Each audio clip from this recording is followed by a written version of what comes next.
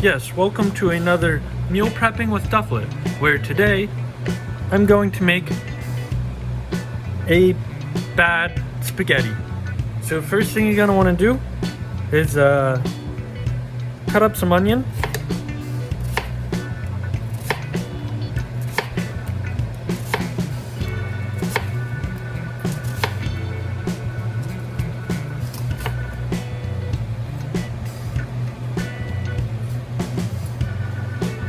You're gonna want to keep your tomatoes in one place. So today I was driving down the road. There was a semi-truck with a trailer. It was in front of me.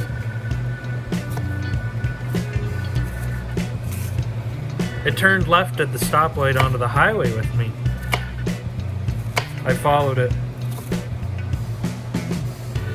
It passed this really slow big rig that was in front of us, and I passed that big rig. And along the way I thought, I'm kind of following this trailer.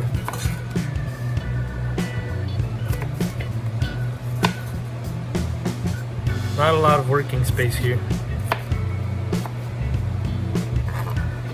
There was a lot of working space on the road. There wasn't a lot of people driving. It was in the morning. There was a cop. It had its lights on. It was on the right side of the road. So everybody went to the left side of the road.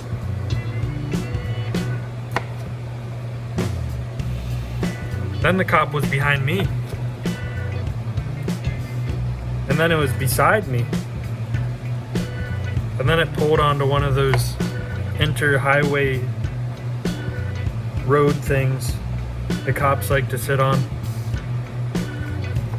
I don't know how much longer he sat on it. Was he turning around to go the opposite way? Or was he perching there? What do those cops do? Do they have little back and forth highwayman routes? Or did he finish responding to something? Why were his lights on at the start? Was it in place of hazard signals?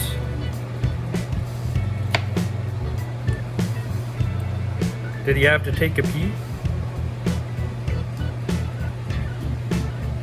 So now that our tomatoes are finished being chopped up, we need to decide, do we sweat the onions first, or do we just throw the tomatoes in? I'm going to opt for sweating the onions first.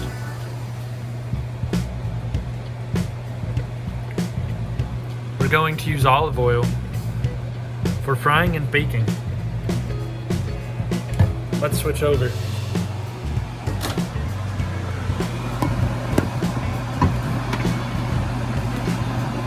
You're inside of my microwave right now. Here, maybe you can hear me now. We're going to put some olive oil into our pan. You want a lot of that. It's got a lot of calories. How do you think olive oil is made? Wait. We gotta wait for the olive oil to heat up. My house needs to heat up more. It gets cold during this winter. December is always deceptively warm. Then it hits January. There's no holidays going on anymore. It's just cold. Thankfully, there's been snow this winter. Dare I say thankfully, as the snowstorms ravaging across the US cause hardships, damage, maybe death. One snowstorm is another one snow day. Isn't that how everything is? The good and the bad wrapped into one big egg. I have 3 eggs left in my fridge. Should we put them in the pasta? Or would that be weird?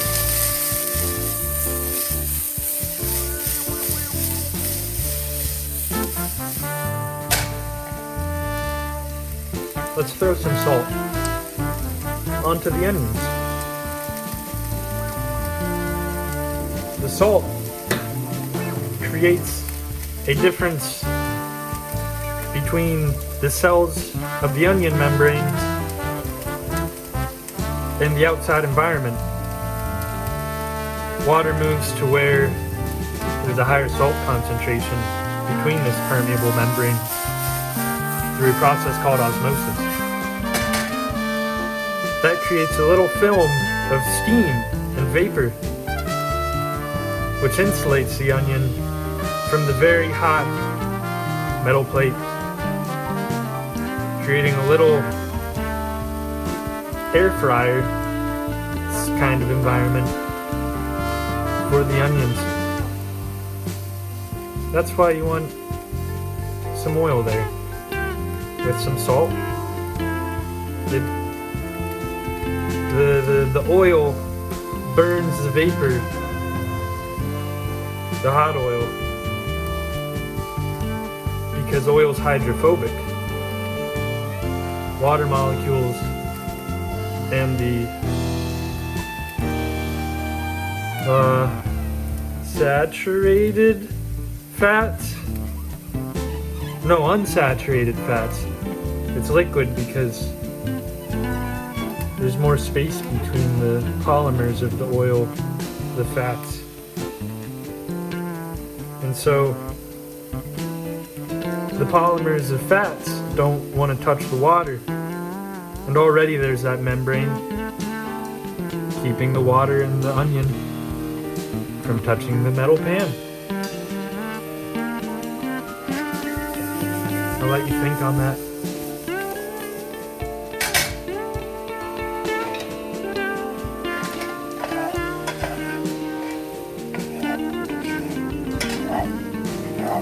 I was looking at my photos of flowers today,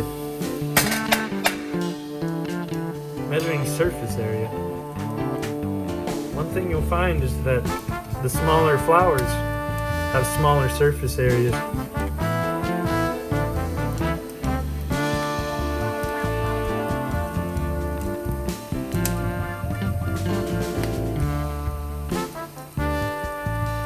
Creatures with smaller surface areas.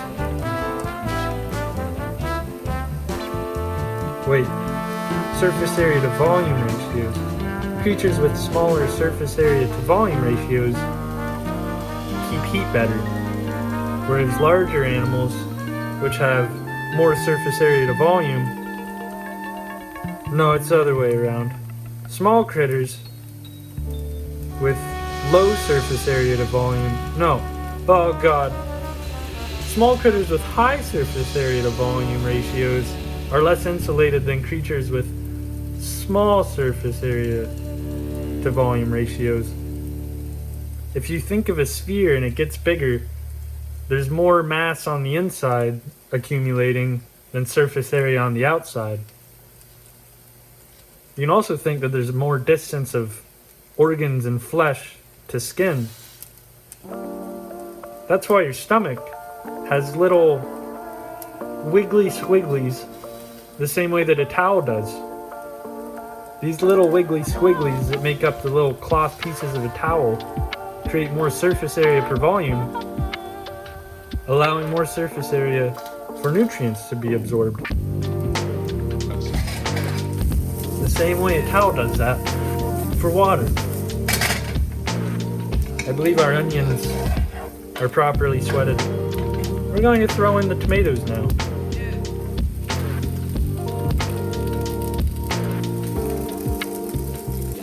I cut the tomatoes in half, that way they had a higher surface area to volume ratio, allowing them to heat up faster and ultimately cook faster. If you think about cooking as a time to day ratio, the faster your cooking is done, the faster you can get to living out your day.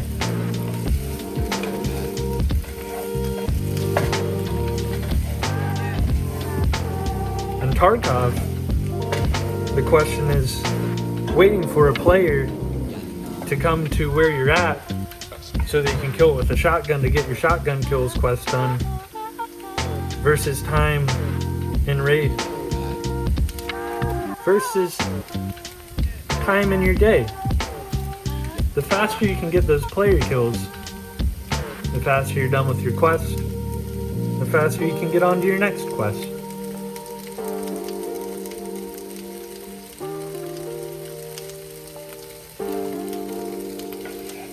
However, you have to think about risks involved, or some sort of externality sort of conundrum.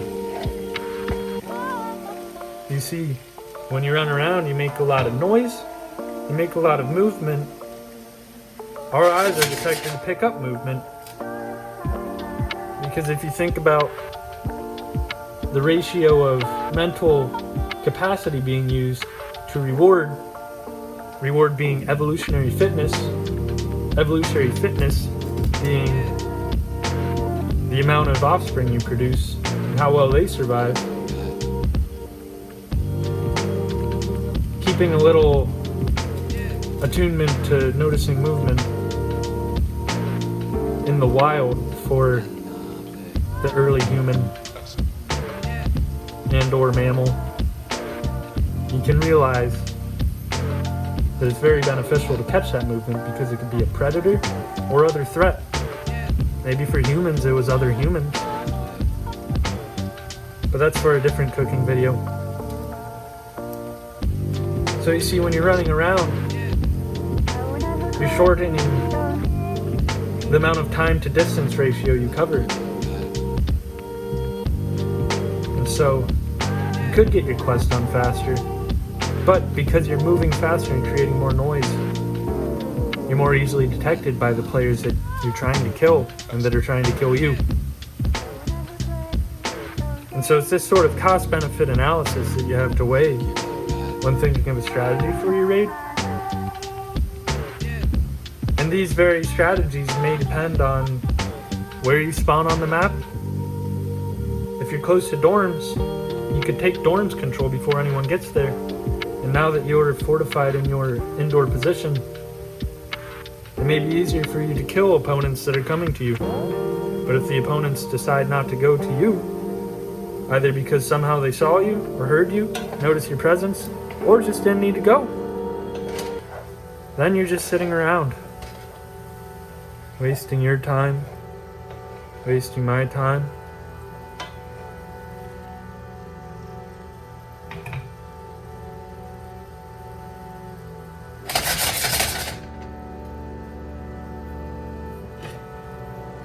What if I put this here? I might cook them faster. It might.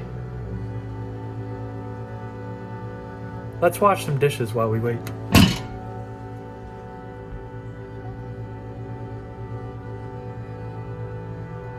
I don't know how to set this up, but if I place this water bottle here, I can lean it against it.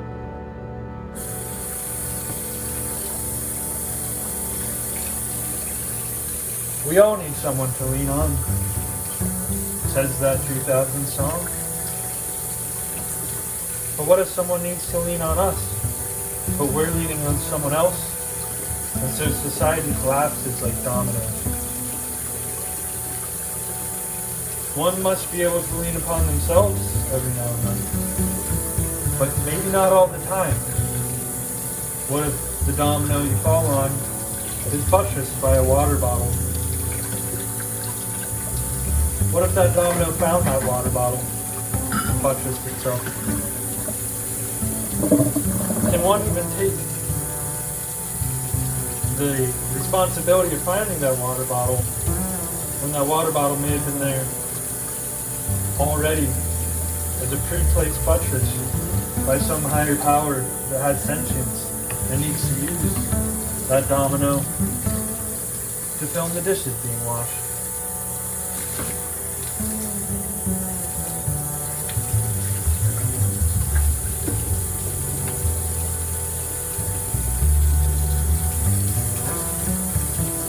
The practice of mindfulness is not an attempt to merely empty your mind.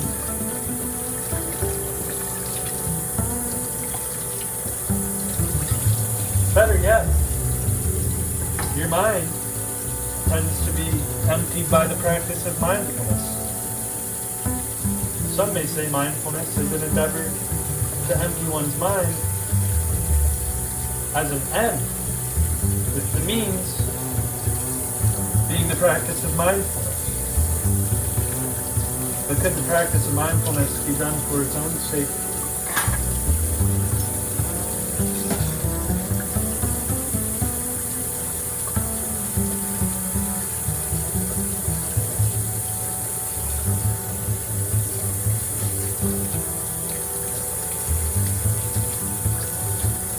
So that begs the question,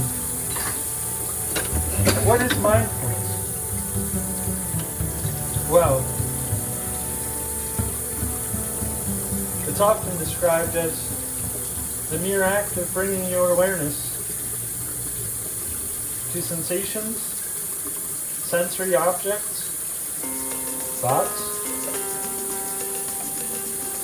The ends that you deploy the means may vary. Perhaps being more focused and aware. Perhaps battling brain fog. Maybe just as a way to better enjoy a meal. I find when I'm playing first-person shooters, mindfulness is best deployed when in situations requiring fast responses to stimuli. If one is fully aware of their surroundings, what is fully though? So that's for another cooking podcast. To be aware of your surroundings means you can better react to your environment, and threats and challenges and opportunities that are presented to you.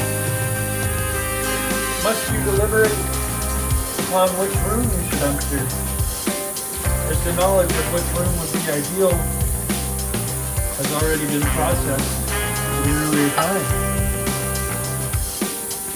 Therefore, perhaps the act of mindfulness is not always where success stems from.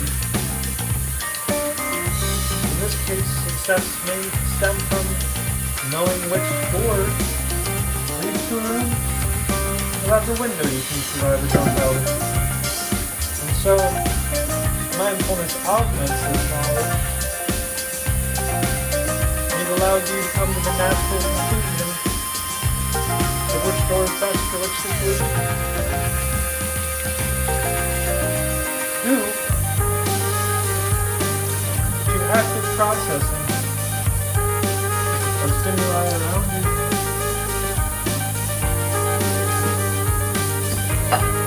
In day-to-day life, you're not always posed with such immediate threats. In fact, some of your life must live with anxiety of modern-day life. Our human minds are quick a threat in order to survive against our early dangers. With these threats now gone, with dinosaurs, mammoths, the Loch Ness Monster all conquered by man, perhaps we'd be better suited to be more inclined to exist in a state of flow than one of constant dread, fear, and anxiety.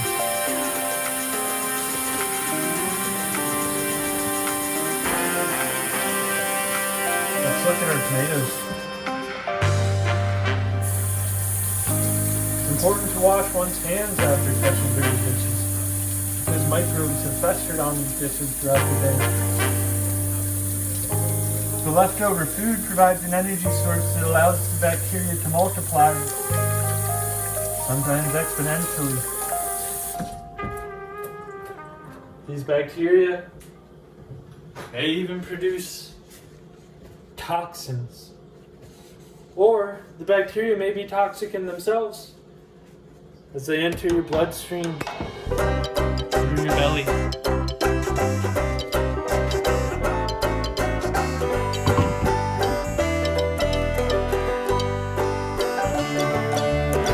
I believe it's time to increase the surface area to volume ratio even more.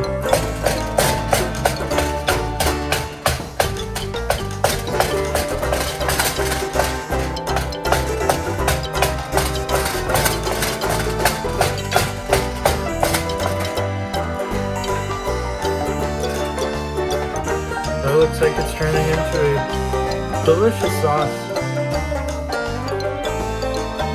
Quite a natural meal.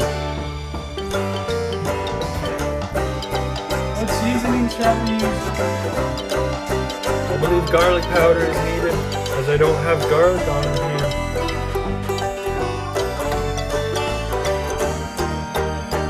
And since we're making pasta, Italian herb blend would be quite a fitting choice, don't you think?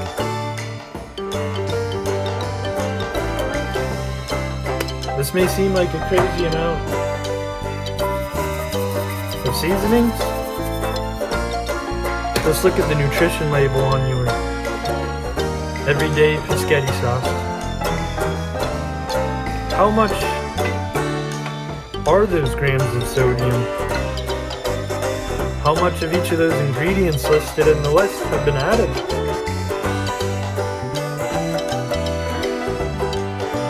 This shit smells bussin', yo. Let's add some pasta to the top. Yeah.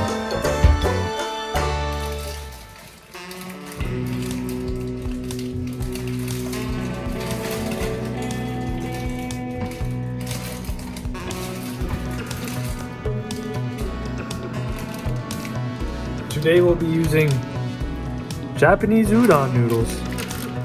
It seems Japan and Italy are becoming acquainted today.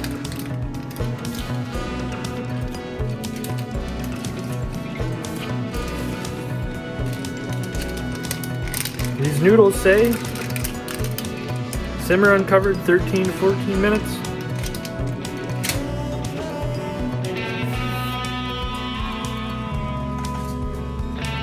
Let's set the timer.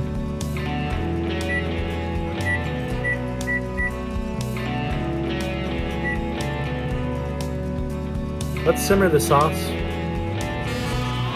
in the same way the noodles are being simmered. It seems to be coming along quite well.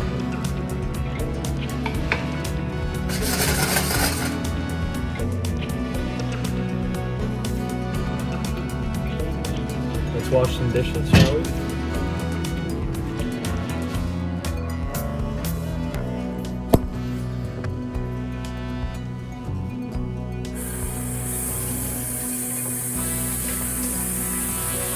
In the same way that people tend to have their own view of mindfulness, people tend to attribute karma to a force that always corrects right from wrong and wrong from right. Natural balance. Who distills this karma? What if it's the universe? And what if instead karma were described as a sort of Whoopi Goldberg contraption in which the cause and effect cascade to create the intricacies of modern life and activity in the universe. In which case, your bad karma may not truly be yours to bear, but because it was set in motion from the cascades of time, it is the karma that comes upon you. Now, if we broaden the view of the I to all of existence, or simpler for one to compete mankind, as a whole. Then, that I is much more personally attributable to the karma set forth. But if you could expand that I to include the asteroids smashed together over the eons to form Earth,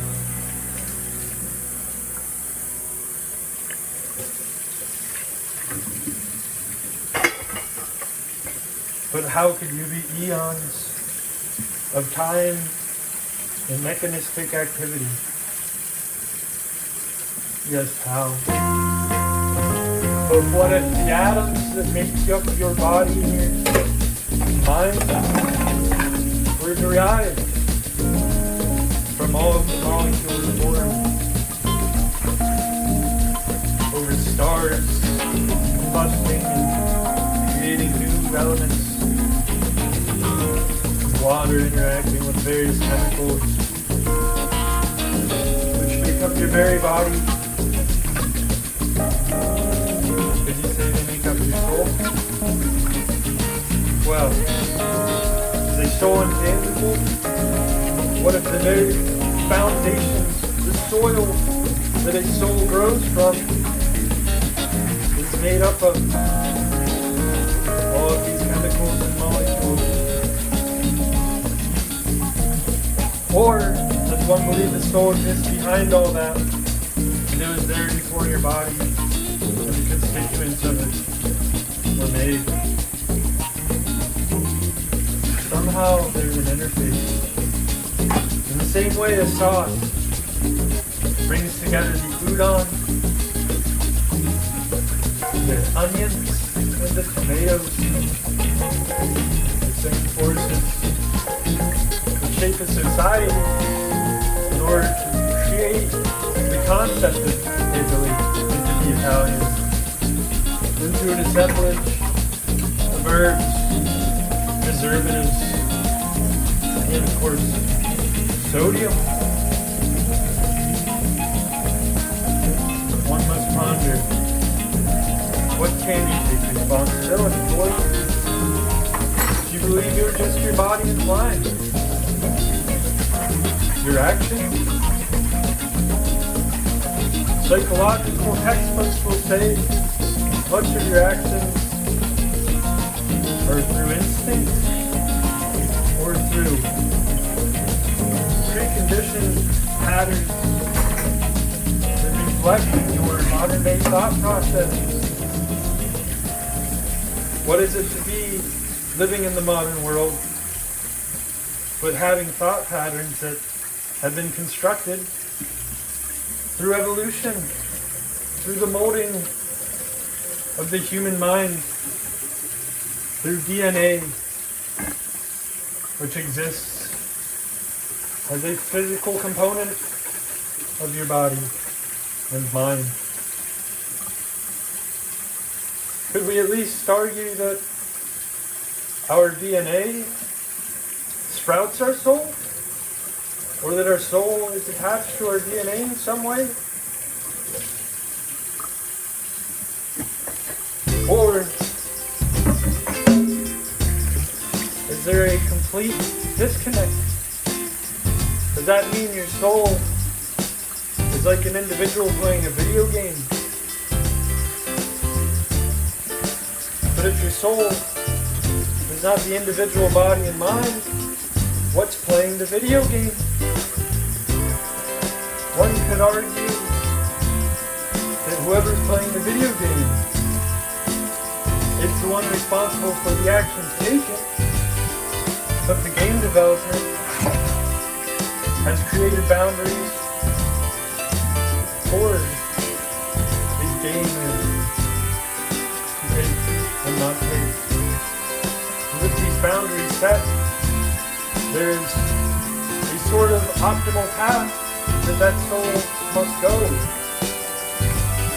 Trials and tribulations that the soul must work around, and only limited solutions. Just as the country may not be able to make an education system as robust and effective as it hoped, so must the value of everyday commodities be incorporated into this economy. An exchange of collections of chemicals and molecules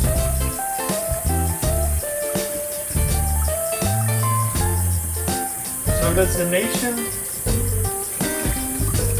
set the rules and boundaries for a video game character? Is the actions of a nation actions which should be taken responsibility of by the constituents, the officers of the nation? Or God? Or God?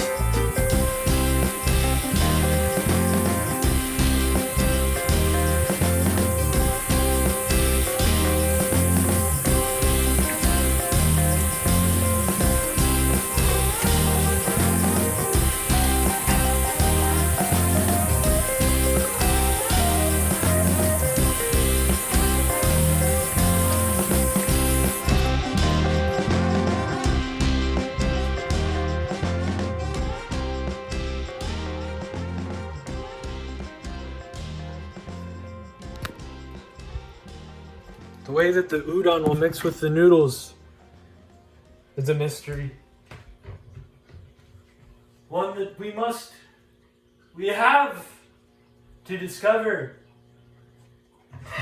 For if we don't, we will have to eat chili again.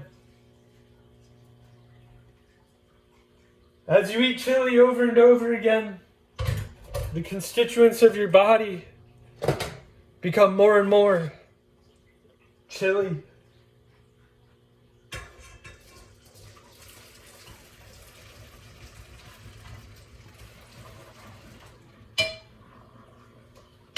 Don't forget to turn off that stove top. The mixing of Japan and Italy.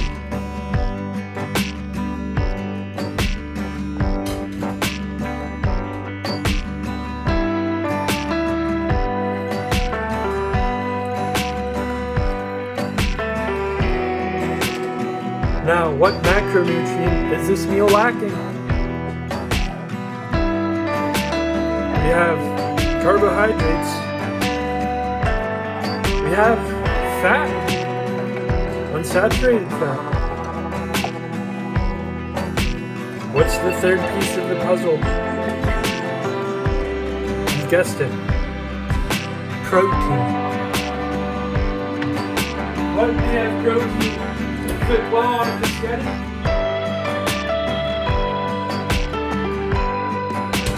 Perhaps cheese. Perhaps grated Parmesan. 2 tablespoons or only 2 grams. That's because it's all tree cellulose.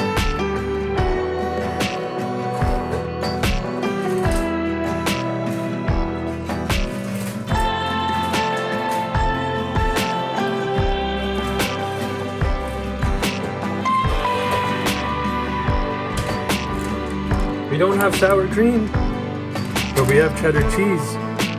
6 grams of protein per quarter cup. That's like the same. I guess we'll put on... No, we're doing it. We're doing it.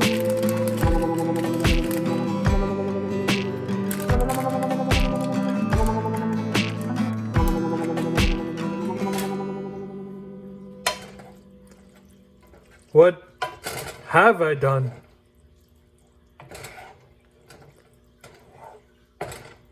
Thank you for watching.